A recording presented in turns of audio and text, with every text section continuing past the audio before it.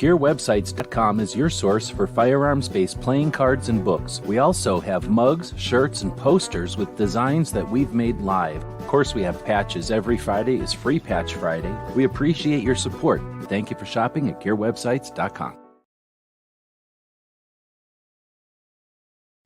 It's 11:59 at Radio Free America, and this is Uncle Sam with music and the truth until dawn. Right now, I got a few words for some of our brothers and sisters in the occupied zone. The chair is against the wall. The chair is against the wall. John has a long mustache. John has a long mustache. It's 12 o'clock, Americans, another day closer to victory.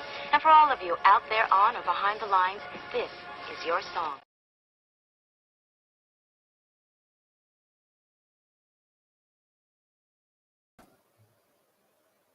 Now I am in here. So please give me some feedback.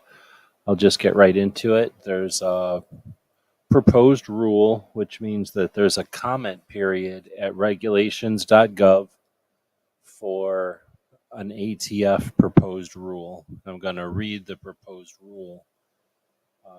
Please give me some feedback on audio. I'm going to skip over some boilerplate and some of the subsection this and that's to make it a little bit more understandable and to get past some of the back and forth that happens with the legalese. There is a 5-page PDF linked to the regulations.gov. I'll start off by reading the website for regulations.gov where this proposed rule and the comments are, and that is www.regulations.gov/document/capital ATF -2023-001-0001. Oh man, I just messed that up. It's 0001-0001. So there's 3 zeros followed by a 1 twice at the end of that URL. All right, so this is proposed rule, annual reporting of explosive materials storage facilities to the local fire authority, proposed by the ATF and explosives on August 22nd, 2023. The comment period ends in 75 days, and it has 372 comments. 360 of those are published, it looks like. The document ID, again, is capital ATF -2023-0001-0001.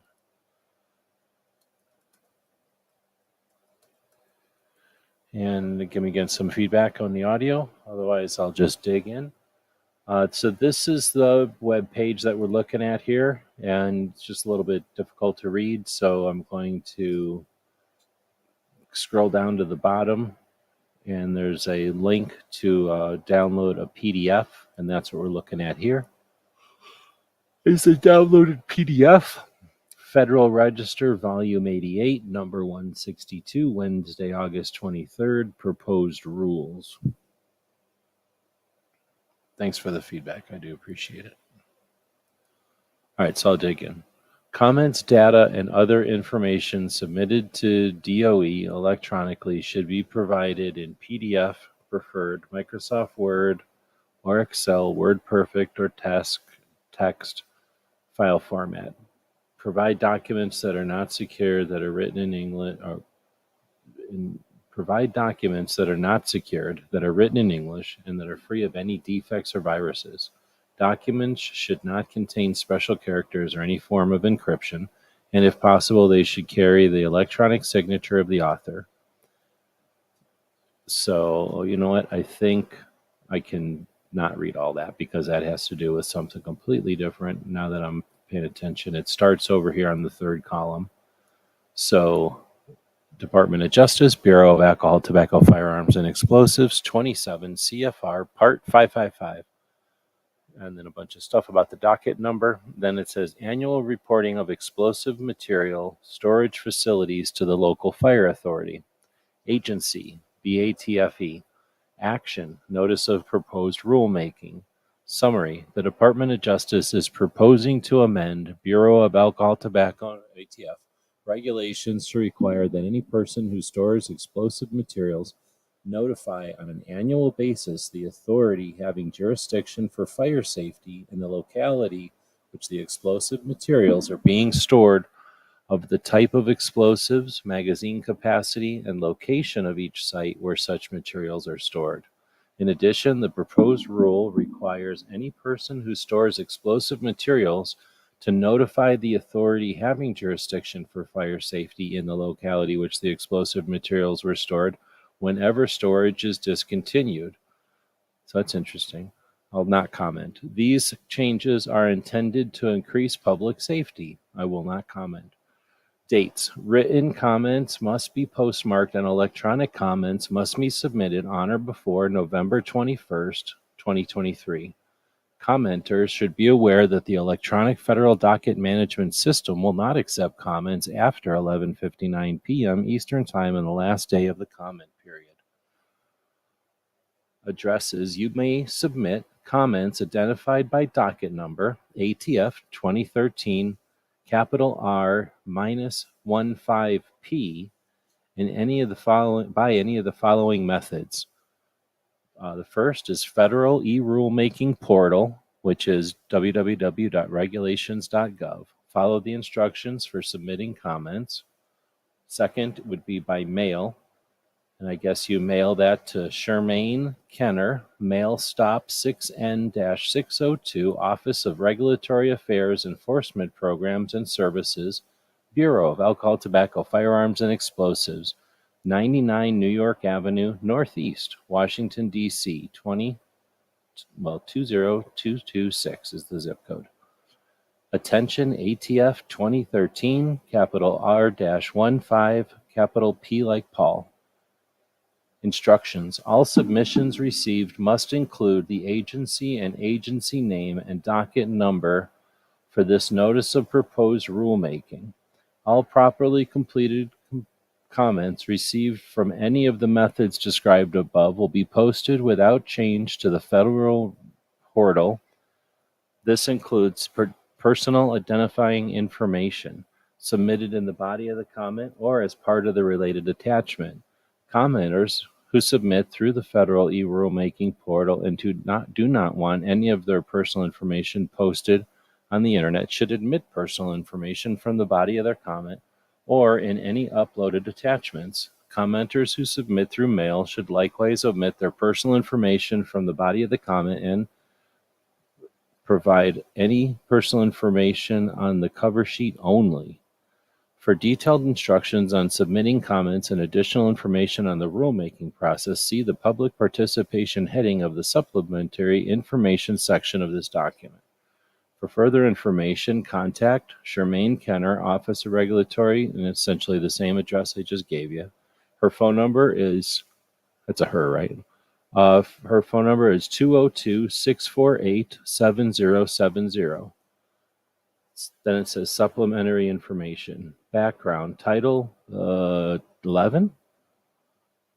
Title 11 of the Organized Crime Control Act of 1970, Public Law 91-452, 84, Statute 922, added Chapter 40, Importation, Manufacture, Distribution, and Storage of Explosive Materials. 2. Title 18 of the United States Code. One purpose of Title 11 is to reduce the hazard to persons and property arising from misuse and unsafe or insecure storage of explosive materials. Public law, blah, blah, blah. The Attorney General is responsible for implementing Title 11. I hope I'm saying that right. Is XI 11? Somebody tell me if that's 11. The Attorney General is delegated that responsibility to the Director of the ATF, subject to the direction of the Attorney General and the Deputy Attorney General. On August 24, 1998, the ATF published in the Federal Register a final rule to implement a storage notification requirement for manufacturers and other storers of explosives. Notice number 81. ATF, and then some other stuff. ATF amended the regulations in 27 CFR Part 55, now Part 555, to require that any person who starts storing explosive materials notify the authority having jurisdiction for fire safety in the locality which the explosive materials are being stored of the type of explosives, magazine capacity, and location of each site where such explosives are stored.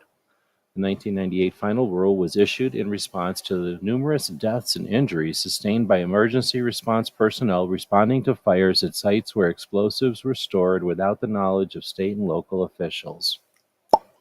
I'm not commenting. ATF is concerned with the safety of emergency response personnel. Oh, it's not nice. I'm not commenting. Responding to the fires on sites where explosives are stored and the safety of the public around such areas. It is important that first responders are aware of explosive storage when responding to a fire site. Firefighters, and other fire safety officials generally do not attempt to fight a fire that involves a container of explosive materials because of the potential for an explosion that could harm the responders.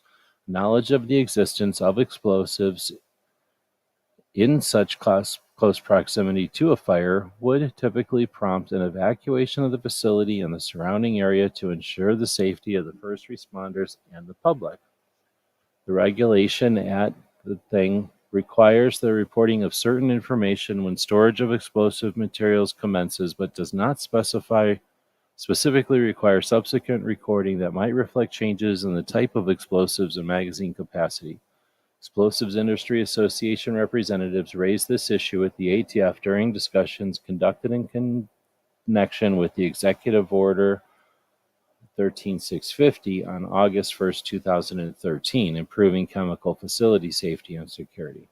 These representatives recommended that in this regulation be amended to require annual reporting. They stated this would increase communication between industry members and their local emergency responders, mitigate the negative effects of turnover in the emergency response community, and increase training opportunities for local responders. Executive Order 13650 recognizes the importance of implementing safety measures for the handling of storage of chemicals, including explosive materials. In addition, it established the Chemical Facility Safety and Security Working Group, co-chaired by the heads of the Department of Homeland Security, Environmental Protection Agency, and the Department of Labor, and whose membership includes the heads of the Department of Justice, Department of Agriculture, Department of Transportation, to carry out the responsibilities of the order. Department heads can also delegate their responsibilities to a representative. A final report submitted by the working group to the President in May of 2014 notes that ATF will work closely with the explosives industry associations to develop best practices, procedures, or regulations to improve communication with fire authorities, including more frequent notification of significant changes to storage facilities.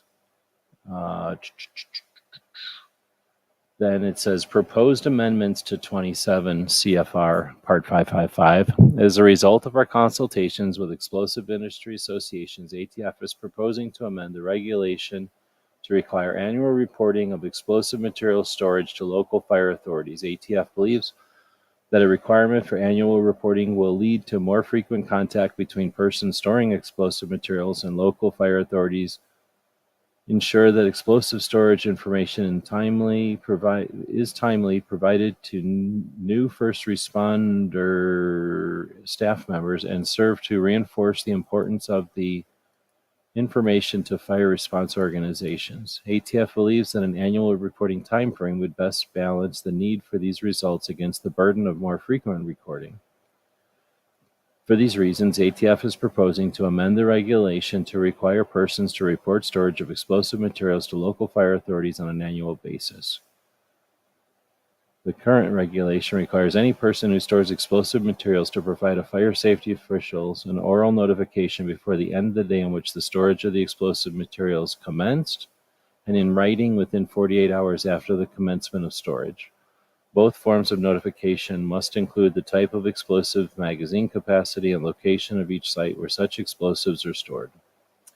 ATF proposes amending the regulation to require any person who stores explosive materials to notify authorities having jurisdiction for fire safety in the locality in which the explosive materials are being stored upon commencement of storage and every 12 months thereafter. In addition, such persons would be required to provide written notification whenever they discontinue storage of explosives.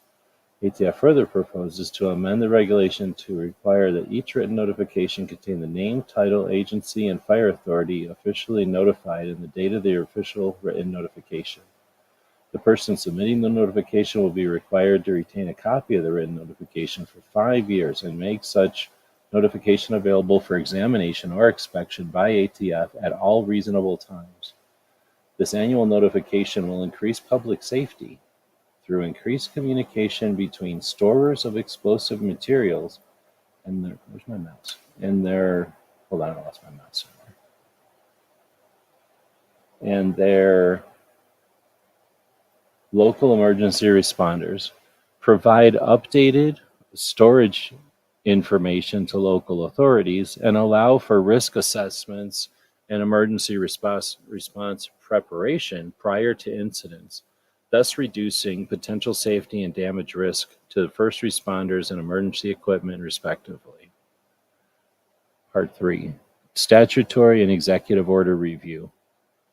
These orders proposed regulation have been drafted and reviewed in accordance with Executive Order 12866, Regulatory Planning and Review. The principles of regulation in accordance with Executive Order Improving Regulation and Regulatory Review. The Office of Management and Budget has determined that this proposed rule is not a significant regulatory action under Executive Order. Furthermore, this rulemaking will not have an annual effect on the economy of $100 million or more, nor will it adversely affect in a material way the economy, a sector of the economy, productivity, competition, jobs, the environment, public health, or safety, or state or local or tribal governments or communities. Wow.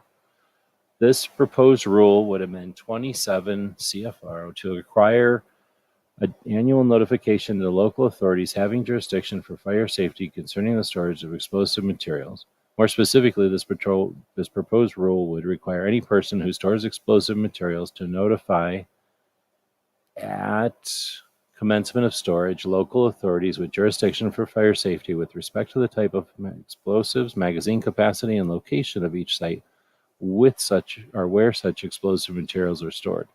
Notification would also be required once every 12 months thereafter, but no later than the end of the month during which the 12-month period is completed, and upon discontinuance of the storage of explosives. ATF estimates that this rulemaking will have an impact on approximately 9,674 licensees or permittees. And that notification will take 30 minutes per occasion. ATF estimates cost for this rulemaking as follows. Labor, half an hour of labor, times $50, almost $41, for half an hour for completing and mailing the notification, times 9,600 licensees, you're talking $200,000, no big deal. The annual cost of this rulemaking would be, $200,000. The benefits of this rulemaking would allow for improved risk assessments and emergency response preparation. I keep losing my mouse. Hold on. Okay. Prior to incidents, thus reducing potential safety and damage risk to first responders and emergency equipment, respectfully. Next up is federalism. This proposed rule would not have substantial direct effects on the states in relationship with federal government and the states or on the distribution of power and responsibilities among the various levels of government. Therefore, in accordance with the Section 6 Executive Order 1313-2, Federalism, the Attorney General has determined that this proposed rule does not have sufficient federalism implications to warrant the preparation of a federalism summary impact statement. Civil justice reform. This proposed rule meets the applicable standards set forth in the section Civil Justice Reform. Then we have Regulatory Flexibility Act. Under the Regulatory Flexibility Act, we have considered whether this proposed rule would have a significant economic impact on a significant number of small entities.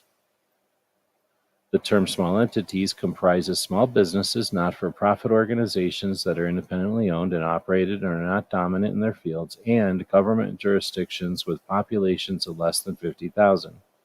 By approving this proposed rule, the Attorney General certifies that it will not have a significant economic impact on a substantial number of small entities. ATF estimates that this rulemaking will have an impact on approximately 9,674 licensees or permittees, with the majority of these small businesses. The notification is estimated to take 30 minutes annually for a phone call and to provide written notification, most likely by email. ATF estimates costs for this rulemaking as follows. $21. This proposed rule is not a major rule as defined. Then we have congressional review. The proposed rule is not a major rule as defined by the Congressional Review Act.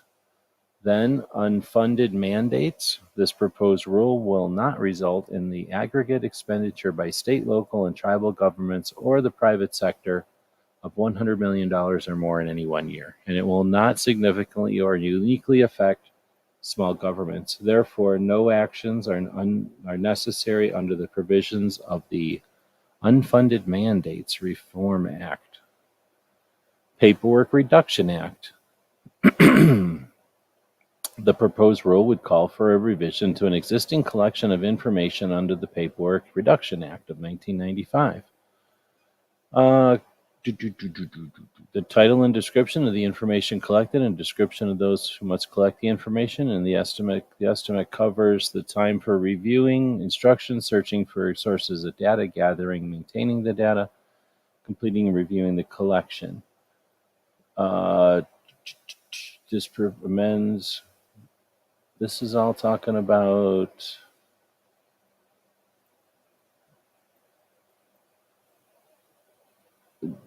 I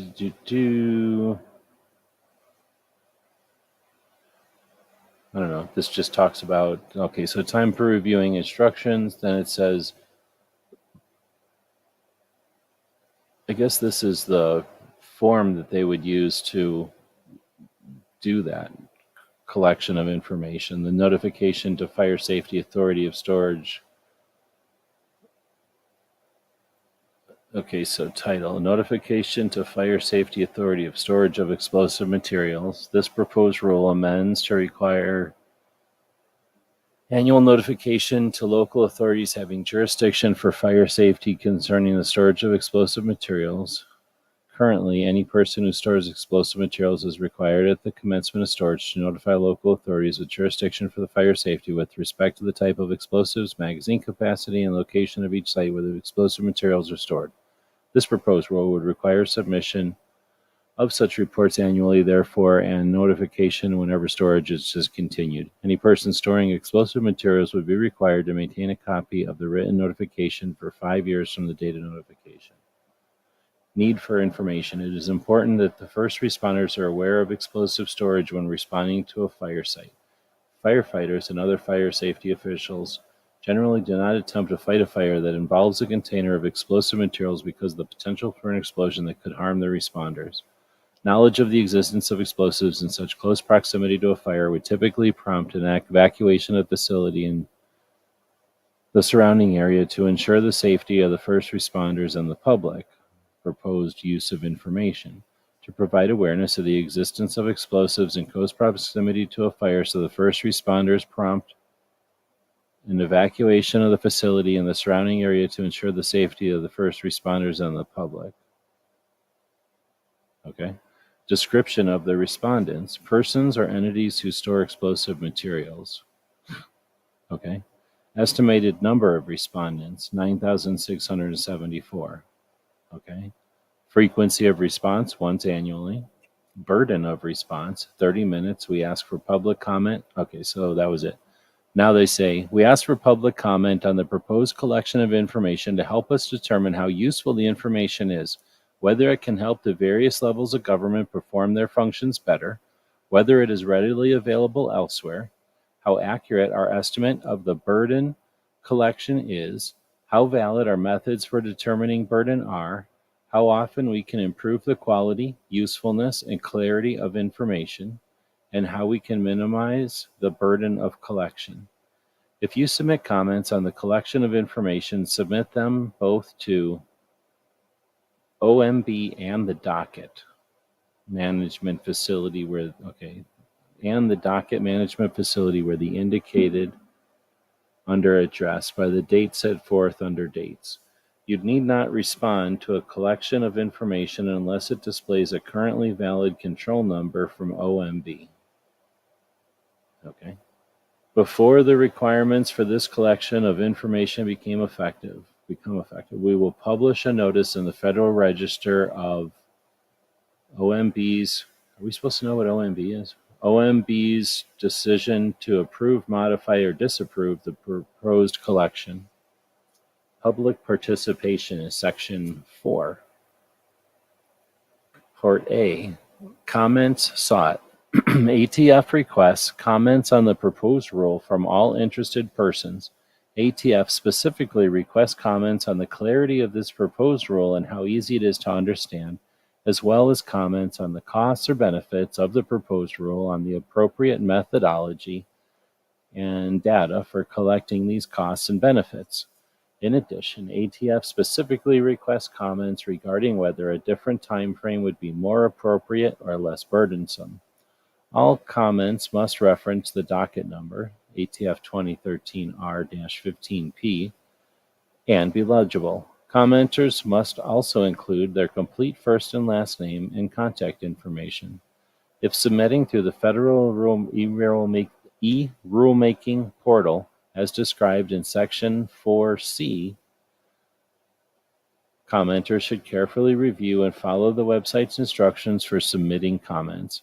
If submitting as an individual, any information provided for city, state, zip, and phone will be publicly viewable when the comment is published on the regulations.gov by ATF.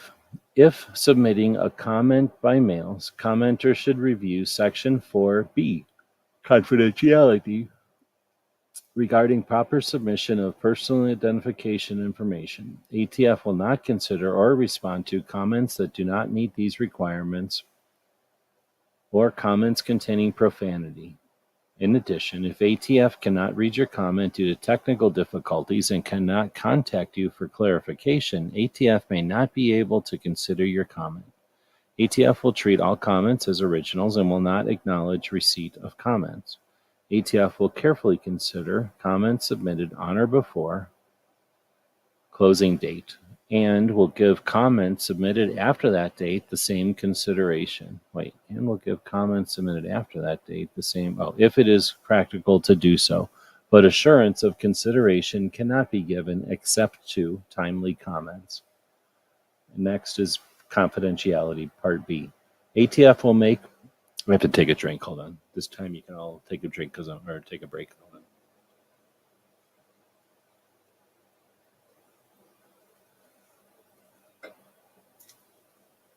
on. I'm just going to answer a question. Have they explained what an explosive is yet? No, not at all. That's what's scary. I haven't heard that yet.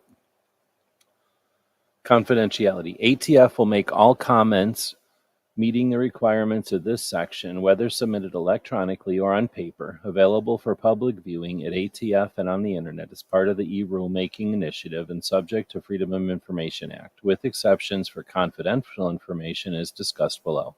Commenters who submit by mail and who do not want their name or other personal information posted on the Internet should submit comments along with a separate cover sheet containing their personal information. Both the cover sheet and the comment must reference this docket number. Information contained on the cover sheet will not appear on the Internet. ATF will not redact personal information that appears within the body of a comment, and it will appear on the Internet. Commenters who submit through the federal e-rulemaking portal and who do not want any of their personal information posted on the internet should omit such personal information from the body of their comment or in any uploaded attachments. The commenter should not include material that he or she considers inappropriate for disclosure to the public. Any person submitting a comment should specifically designate that portion, if any, of the comment that contains material that is confidential under law, such as trade secrets and processes. The commenter shall set forth any portion of a comment that is confidential under law on pages separate from the balance of the comment, with each page prominently marked confidential at the top of the page. Confidential information will be included in the rulemaking record but will not be disclosed to the public. Any comments containing material that is not confidential under law may be disclosed to the public. In any event, the name of the person submitting a comment is not exempt from disclosure. Part C, submitting comments. Submit comments in any of the three ways, but do not submit the same comment multiple times or by more than one method. Federal e-rulemaking portal. We strongly recommend that you submit your comments to ATF via the Federal e-rulemaking portal, which is regulations.gov, and follow the instructions for submitting comments. Comments will be posted within a few days of being submitted. However, if large volumes of comments are being processed simultaneously, your comment may not be viewable for up to several weeks. Keep the comment tracking number provided by regulations.gov after you've successfully uploaded your comment. By mail, send written comments to the address listed in the address section of this document. Written comments must appear in a minimum of 12-point font, which is 0.17 inches. Include the commenter's complete first and last name and full mailing address, and be signed. Written comments may be of any length. Request for hearing. Any interested person who desires an opportunity to commit orally at a public hearing should submit his or her request in writing to the director of ATF within the 90-day comment period. The director, however, reserves the right to determine in light of all circumstances whether a public hearing is necessary.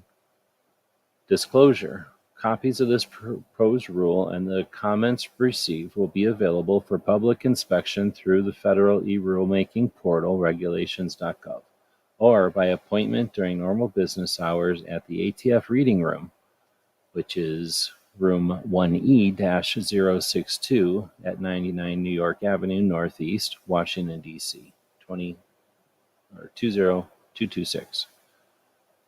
Telephone number is 202-648-8740. Drafting information. The author of this document is Shermaine Kenner, Office of Regulatory Affairs, Enforcement Programs and Services, Bureau of Alcohol, Tobacco, and Firearms and Explosives. List of subjects. Part 555. Administrative Practice and Procedure, Explosives, Freight Hazardous Substances, Imports, Penalties, Reporting and Record Keeping, Requirements, Safety, Security Measures, Seizures and Forfeitures, Transportation, and Warehouses. Okay, so this is the definitions again. Authority and issuance. Accordingly, for the reasons discussed in the preamble, the Department of Justice proposes to amend 27 CFR Part 555 as follows. Part 555, Commerce and Explosives. The authority citation for 27 CFR continues to read as following. And then this place is revised paragraph as follows. Any person who stores explosive material should notify the authority having jurisdiction for fire safety in the locality where the explosive materials are being stored of the type of explosives, magazine capacity, and location of each site. In the location of each site where such explosive materials are stored. Notification should be made orally before the end of the day on which storage of the explosives have commenced, and in writing within 48 days from the time the storage commenced. Therefore, written notification shall be made once Thereafter, written notification shall be made once every 12 months following the initial notification, but no later than the end of the month during which the 12-month period is completed, unless the person is no longer storing explosive materials at the relevant site. When a person ceases to store explosive materials at a site, written notification to the authority having jurisdiction for fire safety in the locality in which the explosive materials were stored shall be made within 48 hours of the person discontinuing storage. Each written notification must also contain the name, title, and agency of the fire authority officially notified, and the date of the written notification. A copy of each written notification must be maintained by the person submitting the notification for 5 years from the date of notification and made available for examination or inspection by the ATF officer at all reasonable times. Uh-oh. That's it. So they never did say what they say what commerce and explosives is a little bit, but they don't say what the explosive materials are. So that was it. It wasn't the whole. It was like, I guess maybe it was 4 pages instead of 5 pages altogether. How long did that take to read? Oh, good, only about 30 minutes. I can still get some other stuff done tonight. I just wanted to read it. A lot of people don't like to read this stuff. They can listen to it while they're working. They can listen to it while they're driving, or they can just listen to it instead of having to use some kind of a reader or something. Readers are horrible going through all this extra stuff that's written on the page. Hopefully I didn't mumble too bad, or I don't have too many fans going. It's actually kind of hot tonight, even though it's the middle of the night. Well, it's 9 o'clock here, 10 o'clock here, I guess. So anyway, thanks to our Patreons that make it possible for us to take the time to do this kind of stuff. I know it's not vital, it's not critical, and just that, there's a comment period going right now.